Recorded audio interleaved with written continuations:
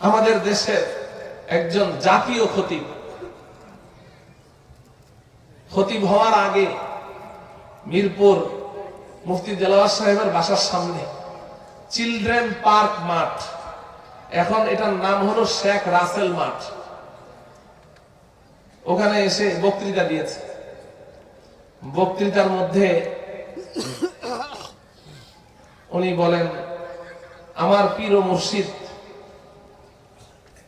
আটরশির পীর, ওনার পীর ও মুর্শিদ হাসমতুল্লাহ, কি নাম, মরহুম পীর, আমার পীর ও মুর্শিদ যখন মারা গেলেন, মারা যাওয়ার 3 ঘন্টা পরে আমার ফোনটা বেজে উঠলো, মোবাইল ফোন। সামিআতু বিউযুনাইয়া, এই 2 কান দিয়ে শুনেছি আমি। মারা যাওয়ার কয় ঘন্টা আগে? 3 ঘন্টা পরে। মারা যাওয়ার 3 ঘন্টা পরে আমার মোবাইলটা বেজে উঠলো।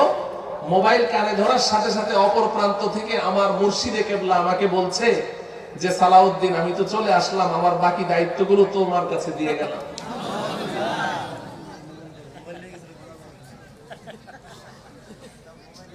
তো ওরা তো নবীকে সম্মান দেখাতে দেখাতে আল্লাহর পুত্র ঘোষণা করেছে, নবীকে আল্লাহর সাথে শরীক করেছে। উনি তো ওনার মুর্শিদ কেবলার ব্যাপারে বলে দিলেন, মারা যাওয়ার 3 ঘন্টা পরে ওনার কাছে ফোন করে। ونعوذ بالله من شرور أنفسنا ومن سيئات أعمالنا من يهده الله فلا مضل له ومن يضلله فلا هادي له ونشهد أن لا إله إلا الله وحده لا شريك له ونشهد أن سيدنا وسندنا وحبيبنا وحبيب ربنا وطبيبنا وطبيب قلوبنا ومولانا محمدا عبده ورسوله أرسله الله إلى كافة الناس بشيرا ونذيرا وداعيا إلى الله بإذنه وسراجا منيرا. أما بعد فقد قال الله تعالى في كلامه المجيد والفرقان الحميد: أعوذ بالله من الشيطان الرجيم. بسم الله الرحمن الرحيم. وكذلك جعلناكم أمة وسطا. وقال رسول الله صلى الله عليه وسلم: فعليكم بسنتي وسنة الخلفاء الراشدين المهديين، عضوا عليها بالنواجذ، وإياكم ومحدثات الأمور، فإن كل محدثة بدعة، وكل بدعة ضلالة، وكل ضلالة في النار. رواه الإمام الترمذي في سننه، والإمام أحمد في مسنده، أو كما قال رسول الله صلى الله عليه وسلم: صدق الله مولانا العظيم، وصدق رسوله النبي الكريم، ونحن على ذلك من الشاهدين والشاكرين، والحمد لله رب العالمين. সকলে একবার দরুদ ইব্রাহিমি পড়ি। اللهم صل على محمد وعلى آل محمد كما صليت على إبراهيم وعلى آل إبراهيم إنك حميد مجيد. اللهم بارك على محمد وعلى آل محمد كما باركت على إبراهيم وعلى آل إبراهيم إنك حميد مجيد আমরা সকলেই জানি যে আল্লাহ রাব্বুল আলামিন আমাদেরকে যত নিয়ামত দান করেছেন, এই আখিরি উম্মতকে, উম্মতে মুহাম্মাদীকে যে সকল ভিন্ন ভিন্ন বৈশিষ্ট্য, সিফাত এবং নিয়ামতে আল্লাহ পাক ধন্য করেছেন, তার মধ্যে অন্যতম শ্রেষ্ঠ নিয়ামত রাসূলুল্লাহ সাল্লাল্লাহু আলাইহি ওয়াসাল্লাম। আখিরি পয়গম্বর, শ্রেষ্ঠ পয়গম্বরকে আমাদেরকে দান করেছেন। যেহেতু শ্রেষ্ঠ পয়গম্বরের আমরা উম্মত, এই কারণে আল্লাহ রাব্বুল আলামিন আমাদেরকেও শ্রেষ্ঠ উম্মত বলে ঘোষণা করেছে। পয়গম্বরও শ্রেষ্ঠ, উম্মতও শ্রেষ্ঠ। শ্রেষ্ঠ নবীর শ্রেষ্ঠ উম্মত আমরা, এই কথা আল্লাহ রাব্বুল আলামিন কোরআনে হাকিমে ঘোষণা দিয়েছেন। কুনতুম খায়রা উম্মাহ, তোমরা ছিলে শ্রেষ্ঠ উম্মত। কুনতুম, তোমরা ছিলে শ্রেষ্ঠ উম্মত। আমরা শ্রেষ্ঠ উম্মত ছিলাম, তার মানে কি এখন নেই? এখনো আছি, ইনশাআল্লাহ কিয়ামত পর্যন্ত থাকবো। আল্লাহ পাক কুনতুম খায়রা উম্মাহ বলেছেন। উলামায়ে কেরাম বুঝেন, কুনতুম মানে তো ছিলে, তোমরা শ্রেষ্ঠ উম্মত ছিলে। এর অর্থ কি? মুফাসসিরিনে কেরাম এর অর্থ লিখেছেন, এর ব্যাখ্যা করেছেন। শ্রেষ্ঠ উম্মত ছিলে এর অর্থ হলো আল্লাহ রাব্বুল আলামিনের যে ইলমে আযালি, অর্থাৎ আমাদেরকে সৃষ্টি করার আরো আগে আল্লাহ পাকের যে ইলম আছে, আল্লাহ পাকের জাতি সিফাত, আল্লাহ যার কোনো শুরু নেই, অনাদি, আল্লাহ পাকের ইলমও অনাদি, যার কোনো আদি নেই, শুরু নেই। আল্লাহ পাকের ইলম যখন থেকে আছে, তখন থেকে আল্লাহর ইলমে আমি আপনি এই আখিরি নবীর উম্মত, শ্রেষ্ঠ উম্মত হিসেবে আছে। আল্লাহর ইলমে আমরা ছিলাম শ্রেষ্ঠ উম্মত। আমাদেরকে সৃষ্টি করার আগে থেকে আল্লাহ সিদ্ধান্ত নিয়েছেন আমাদেরকে শ্রেষ্ঠ উম্মত বানাবে। আমার প্রিয় সাথী ও বন্ধুগণ, আমাদেরকে আল্লাহ রাব্বুল আলামিন যে শ্রেষ্ঠত্ব দান করেছেন, এই শ্রেষ্ঠত্ব কিছু বৈশিষ্ট্যের কারণে আল্লাহ পাক দান করেছেন। তার মধ্যে একটি বৈশিষ্ট্যের কথা আল্লাহ রাব্বুল আলামিন সূরাতুল বাকারা গালিবান 143 নং আয়াতে আল্লাহ পাক বলেন, وَكَذَلِكَ جَعَلْنَاكُمْ أُمَّةً وَسَطًا। আল্লাহ পাক বলেন, তেমনি আমি আল্লাহ তোমাদেরকে মধ্যম পন্থা অবলম্বনকারী, ভারসাম্যপূর্ণ উম্মত হিসেবে সৃষ্টি করেছি। উম্মতে ওয়াসাত, খুব বেশি বিস্তারিত বলার কোনো সুযোগ নেই। আমার বয়ান শুরু হওয়ার পর থেকে নির্ধারিত সময়ের আধা ঘন্টা এমনি চলে গেছে। 15 মিনিট বা 20 মিনিট হয়তো কথা বলার সুযোগ আছে। আশা করি আমার কথাগুলো শিরোনাম আকারে আমি বলবো, আপনারা একটু বুঝে নেবেন। উম্মতে ওয়াসাত, ভারসাম্যপূর্ণ উম্মত, মধ্যম পন্থা অবলম্বনকারী উম্মত, এটা এই উম্মতের বৈশিষ্ট্য, এই উম্মতের সিফাত। এক কথায় এই মধ্যম পন্থা অবলম্বনকারী উম্মত হিসেবে আমরা যতদিন থাকব, যতদিন পর্যন্ত আমরা আমাদের ভারসাম্যতা বজায় রাখব, যতদিন পর্যন্ত আমরা ইতিদাল তথা এই মধ্যম পথে আমরা পথিক থাকব, ততদিন পর্যন্ত আমাদের এই লকব, এই উপাধি শ্রেষ্ঠ উম্মত, এই উপাধি, এই খেতাব আমাদের সাথে থাকবে। আর যদি আমাদের মধ্যে এই ভারসাম্যতা না থাকে, মধ্যম পন্থায় চলার এই বৈশিষ্ট্য না থাকে, আমাদের মধ্যে যদি বাড়াবাড়ি কিংবা ছাড়াছাড়ি শুরু হয়ে যায়, তাহলে এই খেতাব আর এই লকব, এই উপাধি আমাদের সাথে থাকবে না। কারণ আমাদের পূর্বে বনি ইসরাইল এই দুনিয়াতে অতিবাহিত হয়েছে। বনি ইসরাইল সম্পর্কে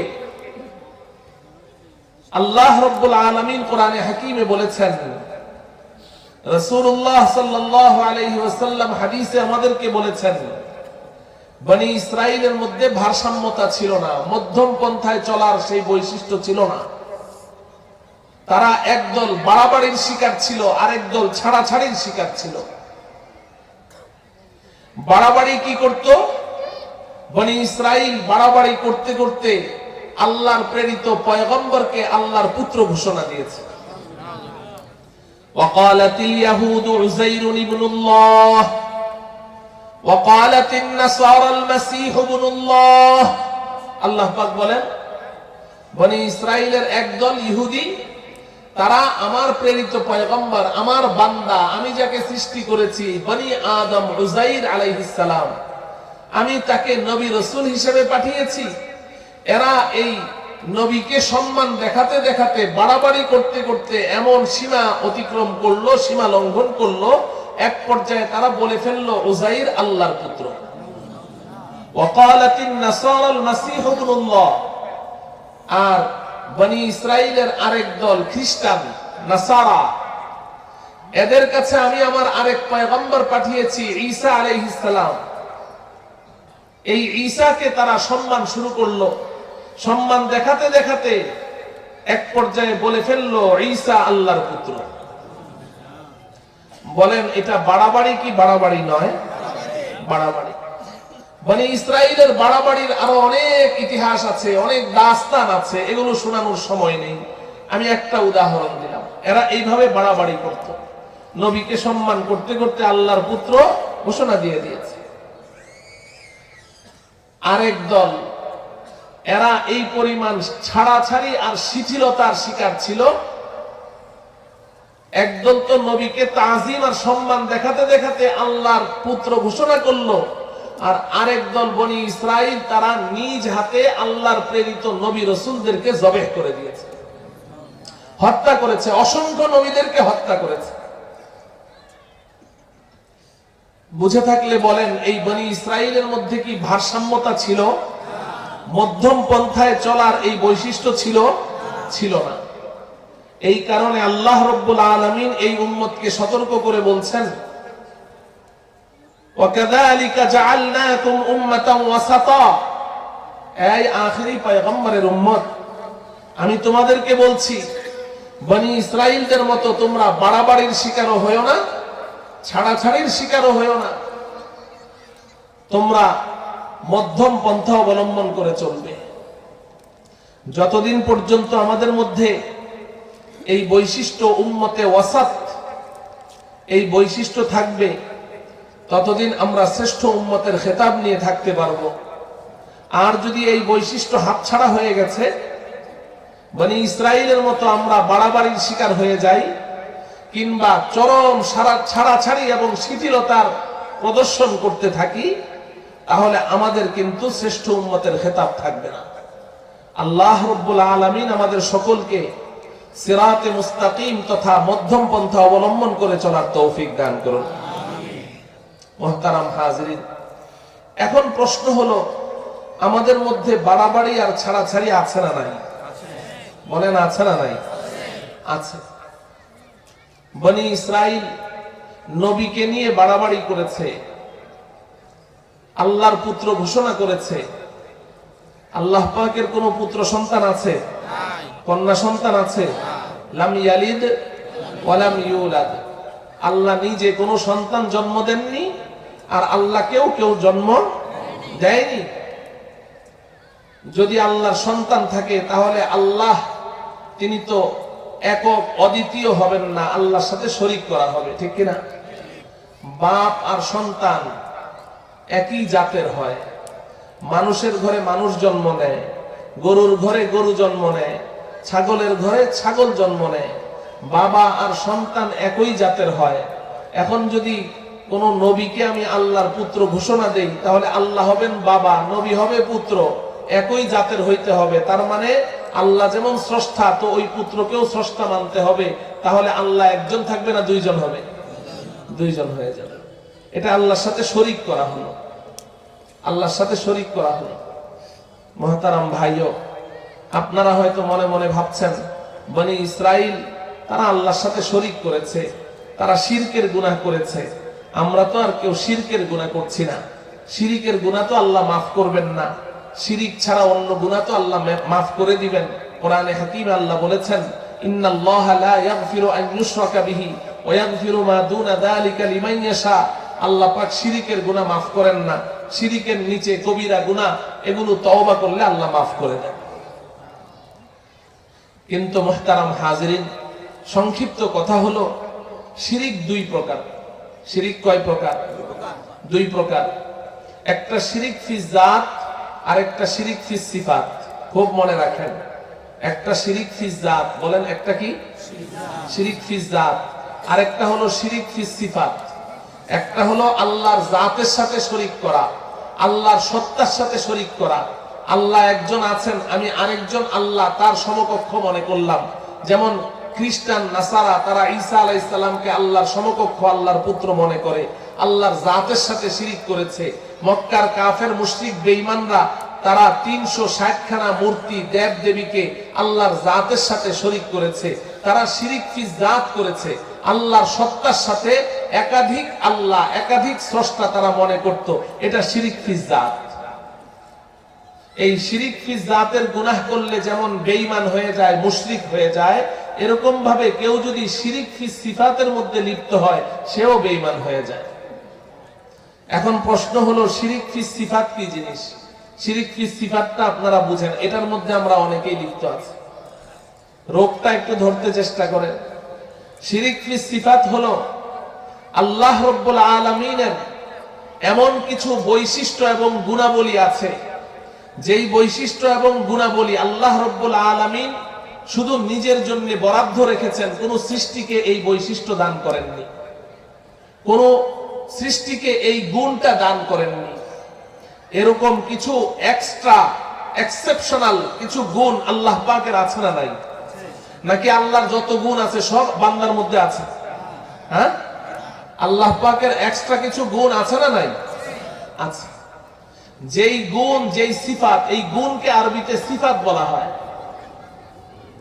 আল্লাহ পাকের যেই গুণ এবং সিফাতগুলো আল্লাহ পাক নিজের জন্য এক্সট্রা রেখেছেন, কোন বান্দা, কোন মাখলুককে এই গুণগুলো দেননি। এখন যদি আমি কোন মানুষকে ইজ্জত করি, সম্মান করি, চাই তিনি কোন পয়গম্বর হন, নবী হন, যেই গুণ আল্লাহ পাক নিজের জন্য এক্সট্রা রেখেছেন, যেই বৈশিষ্ট্য আল্লাহ পাক নিজের জন্য এক্সট্রা রেখেছেন, আমি যদি কোন নবীর ব্যাপারে এই ঘোষণা দেই যে আল্লাহর ওই গুণ নবীর মধ্যেও আছে, তাহলে এটাকে শিরিক ফি সিফাত বলা হয়। কি বলা হয়? শিরিক ফি সিফাত বলা হয়। আমার কথা বুঝে আসে? শিরিক ফি সিফাত, সিফাত মানে গুণ। তাহলে আল্লাহর গুণের সাথে আমি বান্দাকে শরীক করলাম কি করলাম না? এই গুণটা তো আল্লাহর মধ্যে আছে, এটা তো বান্দার মধ্যে নেই, কিন্তু আমি বলছি যে তার মধ্যেও আল্লাহর এই গুণ আছে। তাহলে এটা আল্লাহর সাথে শরীক করা হলো কি হলো না? সবাই কথা বুঝেন? আমি একটি উদাহরণ দিই। আল্লাহ পাকের একটি সিফাত এবং বৈশিষ্ট্য হলো আল্লাহ পাক সর্বত্র বিরাজমান। আল্লাহ পাক সর্বত্র বিরাজমান। এটাকে শরীয়তের পরিভাষায় বলে হাজির নাজির। আল্লাহ কি? সবাই বলে হাজির নাজির। আল্লাহ সর্বত্র বিরাজমান, সব দেখেন, সব জায়গায় আল্লাহ উপস্থিত। আল্লাহ এখানেও আছেন, সেখানেও আছেন, বাংলাদেশেও আছেন, আমেরিকায় আছেন, সর্বত্র আল্লাহ উপস্থিত, সব জায়গায় আল্লাহ উপস্থিত। এই আকীদা এবং বিশ্বাস আমাদের সবার আছে তো? সব জায়গায় আল্লাহ আছেন, আসমানেও আছেন, জমিনেও আছেন, সব জায়গায় আল্লাহ আছেন। আল্লাহ হাজির নাজির। এই গুণটা কি কোনো বান্দার মধ্যে আছে? কোন মাখলুকের মধ্যে আছে? এই হাজির নাজির হওয়ার এই গুণ একমাত্র কার মধ্যে? আল্লাহর মধ্যে। এখন যদি আমি এই কথা বলি যে আল্লাহ যেমন সর্বত্র বিরাজমান, সব জায়গায় হাজির নাজির, আমি আমার রসুলকে সম্মান করি, ভালোবাসি, আমি আশিকে রসুল, অতএব আমার রসুলও আল্লাহর মতো সব জায়গায় হাজির নাজির বিরাজমান। নাউজুবিল্লাহ। আল্লাহর সিফাতের সাথে গুণের সাথে রসুলকে শরীক করা হলো কি হলো না? কথা বুঝে আসে? বলুন তো দেখি, আমাদের নবীজি সব জায়গায় কি হাজির নাজের? সব জায়গায় উপস্থিত? এই মুহূর্তে আমাদের নবীজি এখানে উপস্থিত আছেন? আমাদের নবীজি কোথায় আছেন? মদিনা শরীফে রওজা পাকে আসেন। কোথায় আছেন? মদিনা শরীফের রওজা পাকে নবীজি শুয়ে আছেন।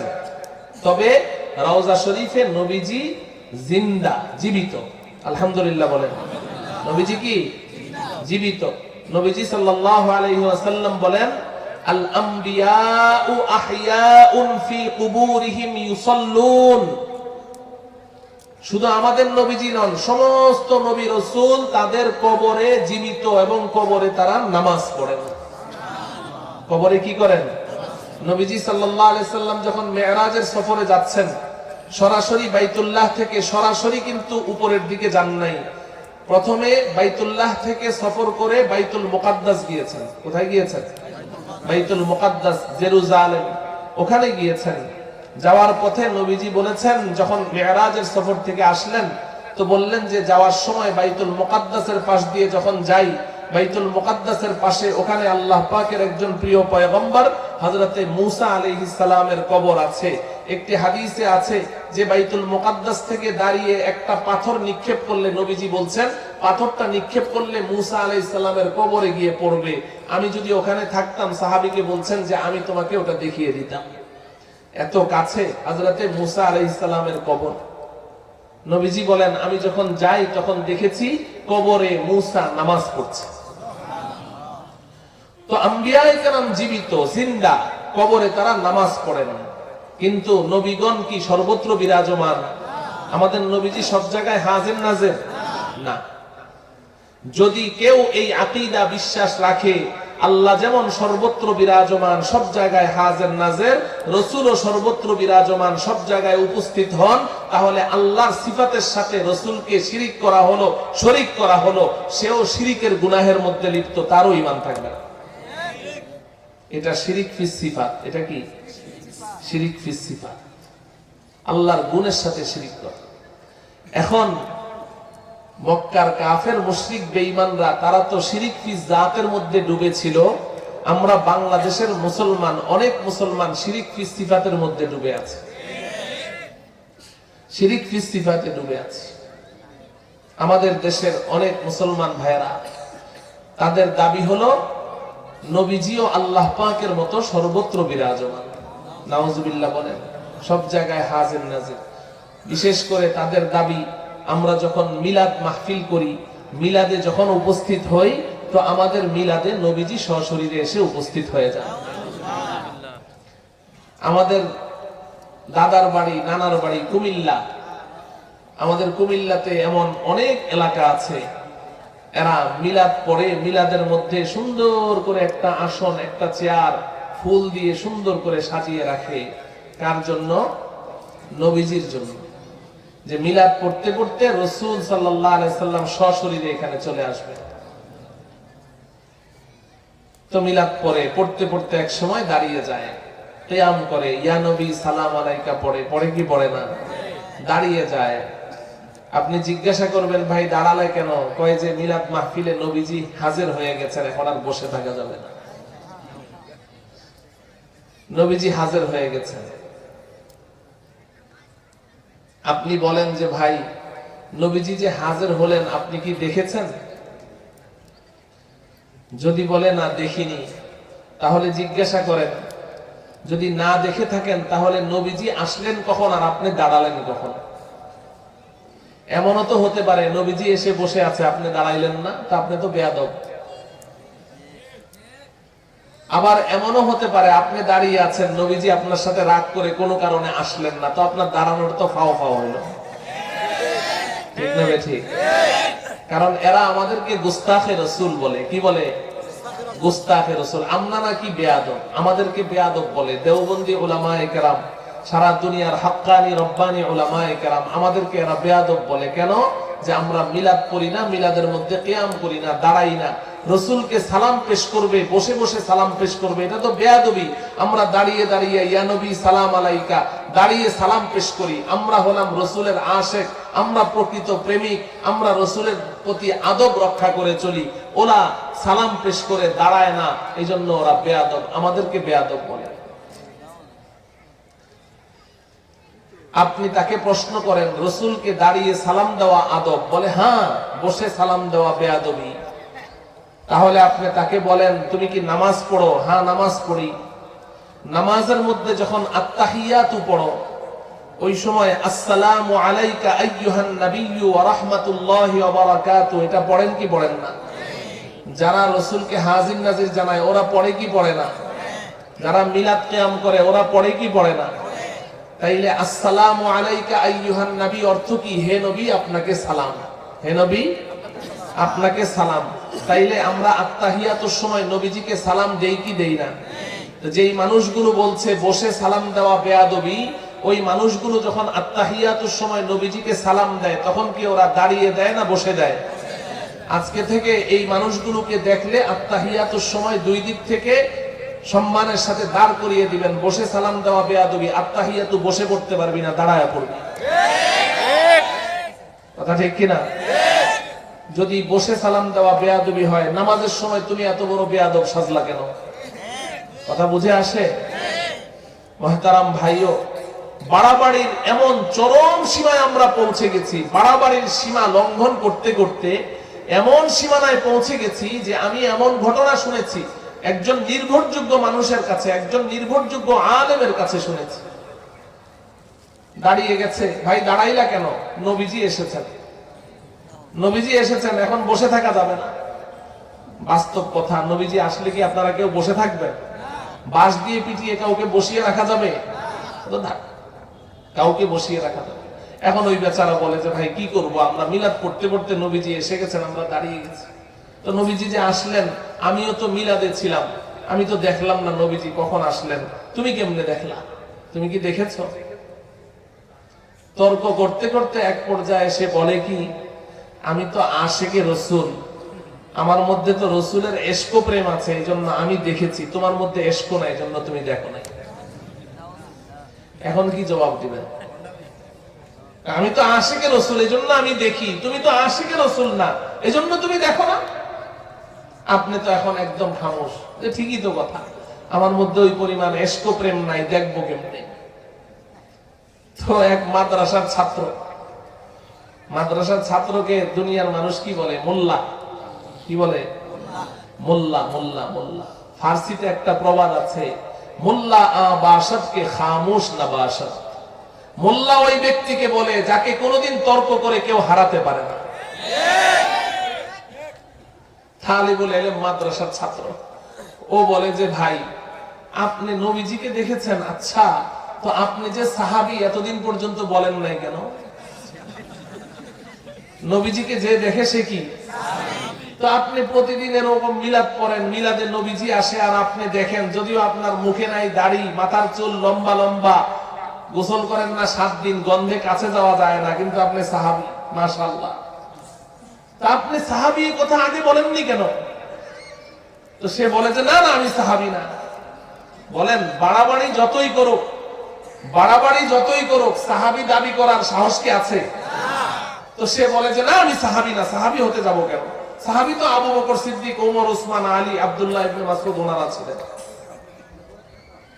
তো ওই ছাত্র বলে যে ভাই আপনি বললেন মিলাদ মাহফিলে নবীজি আসলে আপনি দেখেন, আবার বলেন আপনি সাহাবী না। তো আমি তো জানি নবীজিকে দেখার পরে দুইটাই রাস্তা। নবীজিকে দেখার পরে রাস্তা কয়টা?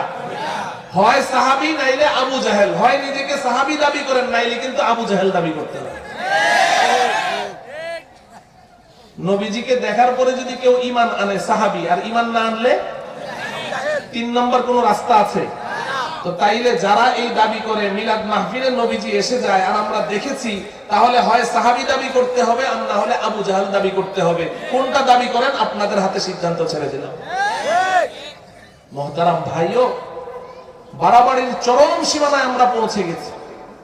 এগুলো তো আমি গ্রামগঞ্জের কথা বলছি, যদিও আমার মতো এমন টুপি দাড়িওয়ালা পায়জামা পাঞ্জাবিওয়ালারাই তাদেরকে মিসগাইড করছে, তাদেরকে পথভ্রষ্ট করছে দুনিয়ার লোভে।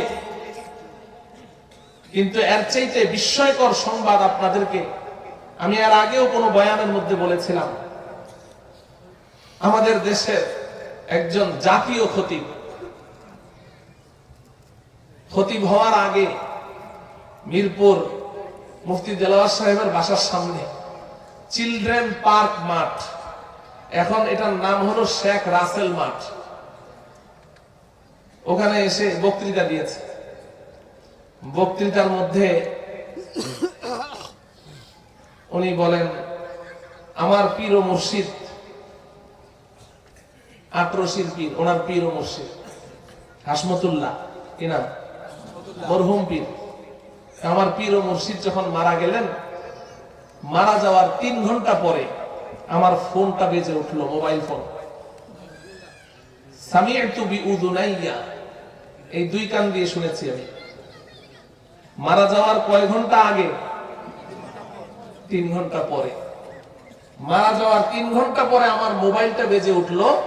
মোবাইল কানে ধরার সাথে সাথে অপর প্রান্ত থেকে আমার মুর্শিদে কেবলা আমাকে বলছে যে সালাউদ্দিন, আমি তো চলে আসলাম, আমার বাকি দায়িত্বগুলো তোমার কাছে দিয়ে গেলাম।